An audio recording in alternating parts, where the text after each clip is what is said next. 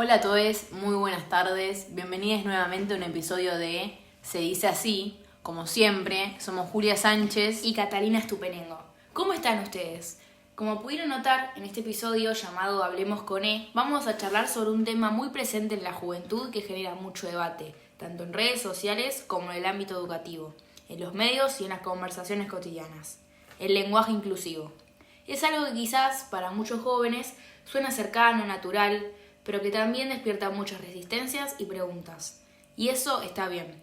Lo importante es entender de dónde viene esta propuesta, qué busca y qué implica usarla. ¿O no, Julia? Sí, queremos invitarles a que escuchen este episodio con la mente abierta. No se trata de imponer una forma de hablar, sino de abrir el diálogo. Pensemos juntas. ¿Quién decide cómo debemos comunicarnos?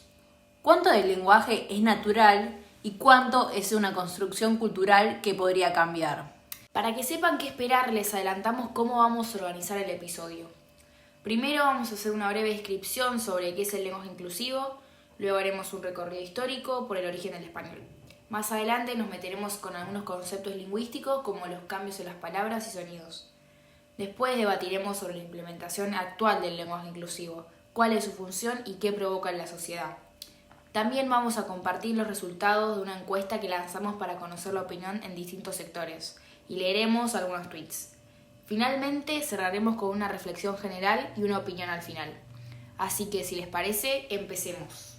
¿En qué lugar queda realmente el lenguaje inclusivo? ¿Representa una evolución o una limitación? Para responder a eso hay que empezar desde lo básico. ¿Qué es el lenguaje inclusivo? Según la definición de la ONU, se trata de una forma de expresarse oralmente o por escrito que no excluya ni discrimine por sexo, género o identidad y que no reproduzca estereotipos de género. Así de simple parece la teoría, pero en la práctica su uso y su aceptación están lejos de ser tan sencillos. ¿Está mal decir chiques? Esta pregunta es válida.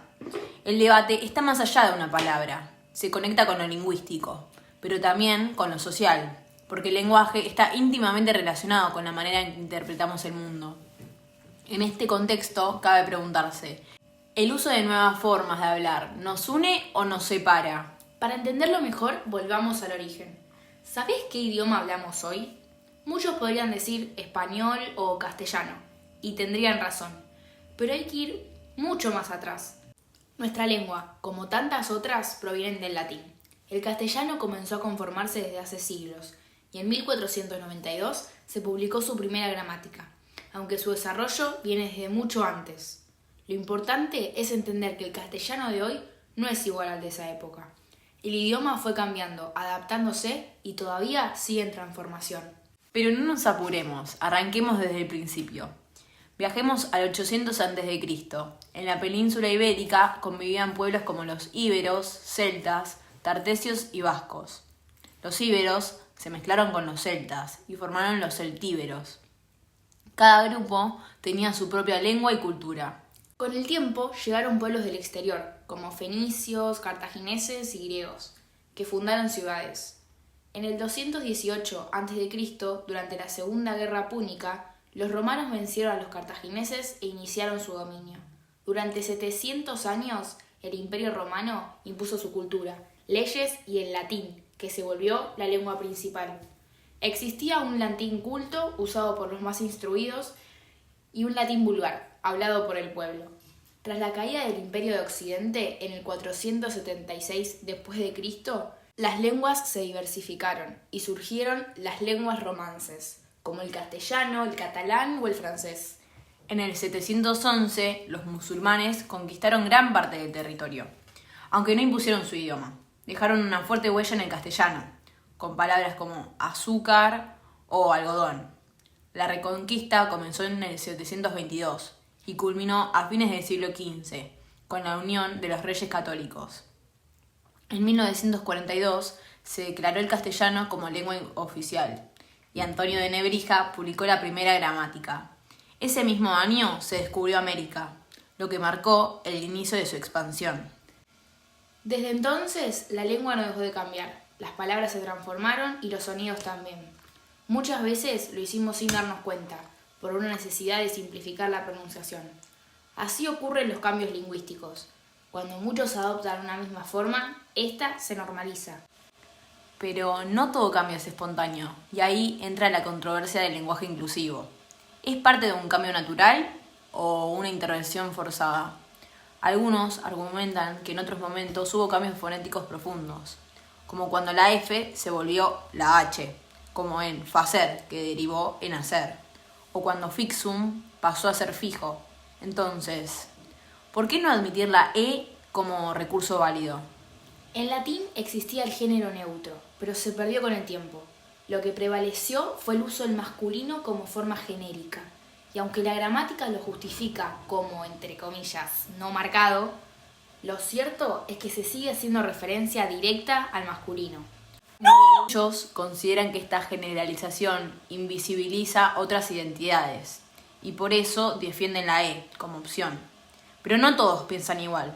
Hay quienes creen que modificar la lengua a propósito va contra su naturaleza. Pero ¿acaso no es también un acto de libertad? Figuras como Santiago Kalinowski, un lingüista, han descrito el lenguaje inclusivo como una intervención voluntaria en la lengua. Y sí, es cierto, el masculino gramatical funciona como término general, pero también es verdad que solo refuerza una visión masculina del mundo. Bueno, por este debate hicimos una encuesta donde hacíamos preguntas de opinión personal sobre el lenguaje inclusivo. La mayoría de personas que respondieron fueron adolescentes, pero sin embargo hay de todas las edades, solo que bueno, en menor cantidad. Vamos a ver 3 preguntas que por lo menos a mí me parecieron las más interesantes y las que plantean directamente una opinión marcada. Una de ellas era: ¿cómo justifican la aparición de esta nueva forma de hablar? Donde un 46,4% votó la opción de quieren imponer ideas nuevas cambiando nuestra forma de hablar.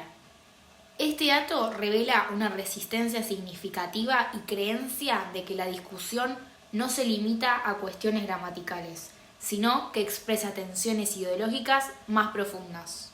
Otra pregunta era: ¿qué problemática considera que trae el uso de este lenguaje inclusivo? Acá las respuestas fueron más variadas.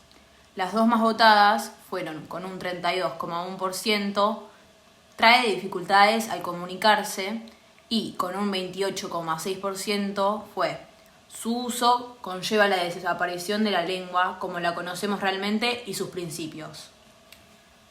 Ahora, la última pregunta fue: reflexionando sobre el concepto de inclusión, ¿justifica catalogar este lenguaje como el medio no discriminador de la sociedad? A mí, en lo personal, esta pregunta me causaba mucha intriga. Es decir, quería saber qué había contestado la gente. Y acá también estaba bastante pareja la opinión. El 46,4% eligió la opción de en parte, porque para la completa inclusión de la sociedad es fundamental difundir el lenguaje de señas y el uso del braille. Y el 42,9% eligió no. Es improductiva ya que el masculino en el género es el, entre comillas, no marcado. Es decir, refiere a todos los sexos y o géneros. Esta respuesta muestra una visión más amplia y multidimensional del concepto de inclusión. Esto sugiere que, para una gran parte de las personas encuestadas, el cambio lingüístico no es prioritario ni esencial para lograr una sociedad más justa. Además, para seguir viendo qué opina un poco más la gente, empezamos con la lectura de tweets que seleccionó Julia. Dale, bueno, empezamos. Bueno, seleccioné un par que no son todos, digamos, de este año. Vamos a leer los que marqué, que son casi todos del 2020, unos del 2018, unos del 2022, pero también queremos ver los actuales. Bueno, empezamos con el primero que marqué, que es de cultura. Lenguaje inclusivo es generalizar en femenino cuando hay mayoría de mujeres y hablar con términos como personal docente, en lugar de los profesores. No decir todes, sin reconocer cuál es el sujeto que está invisibilizando. Bueno, acá me parece correcto igual el uso del lenguaje inclusivo. Sí, claro, yo me quedo con esto también, ¿no? Como de que normalmente lo usamos como una burla el todes o nos reímos de algunas personas que quizás lo usan de una forma más deliberada, no pensando quizás en el real significado de usarlo o no. Bueno, seguimos con el segundo tweet, que es de @hasta_aesthetic. Dice: no voy a usar el lenguaje inclusivo por estos motivos. Primero, el género masculino tiene esa función. Segundo, dificulta el habla y el entendimiento. Tercero, no es inclusivo realmente. Cuarto, tiene un trasfondo político del marxismo cultural, que me da asco. Quinto, los idiomas evolucionan, no se imponen. Bueno, yo creo que acá no hay que opinar tanto de esto está correcto o no. O sea, es su opinión y hay que respetarla, pero en lo que sí es verdad que no es tan inclusivo. O sea, hay personas con ciertas discapacidades o ciertas condiciones que tal vez pueden no sentirse tan incluidas con el término lenguaje inclusivo, que al fin no es tan inclusivo. Sí, en eso estoy de acuerdo con vos. Yo creo que tenemos como sociedad ciertos desafíos que resolver antes en cuanto a la inclusión que el cambiar lo que venimos usando hasta ahora, el tema del masculino generalizando al femenino, bueno, como el masculino también. Después también hay algo en lo que considero que tiene razón la persona que escribió el tweet, que es con el último punto, donde dice que los idiomas evolucionan, no se imponen. Siento que en definitiva el idioma se va a seguir evolucionando y transformando de a poco, y no es una cuestión que tenemos que imponer sí o sí ya porque es de máxima urgencia, ¿se entiende? Claro, en eso concuerdo con vos. Ahora vamos a ir con el tweet de @sole76, se vea que es del 2020. Ya pasaron 5 años aproximadamente. Sí, ¿no? Pero también fue como una época donde había muchos cambios, muchas controversias. Claro, estábamos en pandemia y había algo de qué hablar. Claro. Bueno, el tweet dice así: se acaba de aprobar en Santa Cruz el uso del lenguaje inclusivo, a modo de política de igualdad e inclusión. ¿Se piensan que un chico con falencias primarias como hambre, falta de escolarización, falta de medicina, eso lo va a incluir? Están errando mal. ¿Qué opinas, Julia? Yo creo igual que la chica esta tiene razón. O sea, el término lenguaje inclusivo dice que incluye y que es igualitario, y en este caso es verdad. O sea, ¿en dónde incluye a la gente o a los niños que sufren de hambre este lenguaje? Claro, bueno, es más o menos también lo que venimos hablando y diciendo y lo que estamos planteando en este podcast, pero habría que, en mi opinión, y creo que en la tuya también por lo que conversamos, habría que rever el tema de la palabra inclusivo. Claro.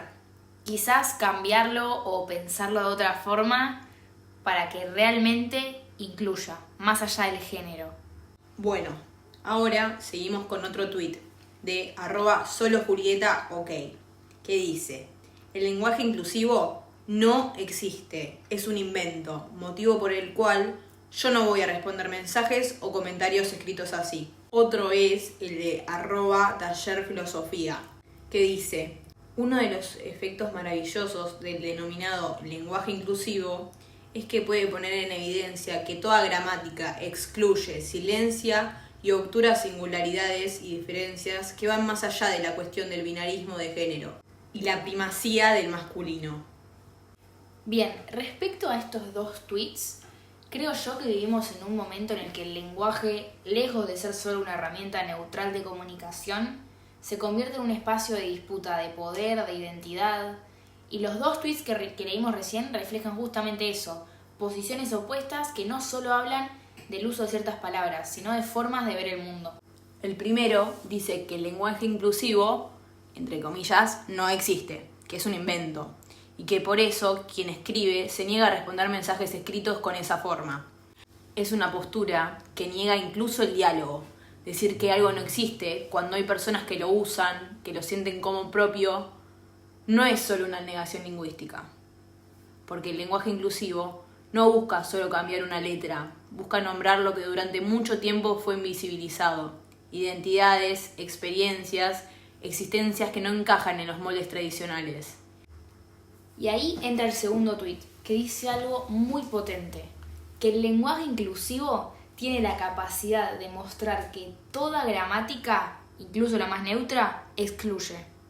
Nos hace ver que las reglas de que aprendimos como naturales muchas veces son reflejo de estructuras de poder. Que esa supuesta objetividad del masculino como género no marcado, en realidad borra otras formas de ser y estar en el mundo. Entonces, ¿es el lenguaje inclusivo perfecto? Claro que no. ¿Tiene límites, contradicciones, debates abiertos? Sí, y es sano que los tenga, pero su valor no está solo en la forma, sino en la pregunta que instala. ¿A quién estamos nombrando y a quién dejamos afuera cuando hablamos? En definitiva, más que discutir si el lenguaje inclusivo existe o no, tal vez el desafío sea preguntarnos por qué molesta tanto. Porque muchas veces lo que incomoda no es una E o una X, sino el cambio que esas letras representan. Bueno, y terminamos con la sección de los tweets. La verdad, creo que lo vamos a seguir incluyendo porque está bueno leer la opinión de las personas y que esta opinión sea transparente. Porque sé que en algunas aplicaciones no se da del todo. Pero bueno, ahora que también tenemos la opinión de la gente, podemos ir un poco más allá. Si hablamos de inclusión, también debemos ir más allá del género. Por ejemplo, ¿cómo se incluye en el lenguaje a las personas sordas o ciegas? La lengua de señas es el único medio de comunicación para muchas personas sordomudas y sin embargo no está presente en todas las escuelas. Y si hablamos del braille, hay personas con discapacidad visual que no pueden acceder a cartas de menú o servicios básicos. En 2009 se presentó una ley para que los restaurantes y cafés tengan menús con braille, porque no se trata solo de ser inclusivos con la palabra, sino de garantizar el acceso real. Ahora bien, les vamos a hablar un poco de la conclusión a la que llegamos con Julia, con toda la información que venimos recopilando, leyendo y pensando. La difusión de la idea de empezar a hablar con E creemos que no es primordial para generar una inclusión real y efectiva de todas las personas en la sociedad. Claro, garantizar que una persona ciega o una persona sordomuda pueda estar presente en la conversación y sentirse identificada cuando hablamos sería lo primero que tendríamos que resolver como sociedad. Igualmente creemos que estos cambios de a poco se van a ir dando, pero no de la noche a la mañana. Bueno, con todo esto llegamos al fin del episodio de esta semana. Les mandamos un abrazo y esperamos que les haya gustado y les haya servido todo lo que dijimos para conversar con sus familias y amigos sobre este tema. Les recordamos que nos pueden mandar su opinión a nuestro Twitter, @sediceasipodcast. Somos Julia Sánchez y Catalina Stupenengo. Hasta la semana que viene. No se olviden de suscribirse, darle like y activar la campanita. ¡Chao! ¡Beso! ¡Bese! Bueno, este momento es para agradecerle a Atalaya por mandarnos sus alfajores para probar en este podcast. Y también a Arcor, especialmente a el departamento de Mobile Extreme, que nos dio gomitas ácidas para que probemos también con ustedes, que lo pueden ver en nuestro canal de YouTube en el siguiente video que se va a subir después de este. ¡Chao! ¡Nos vemos!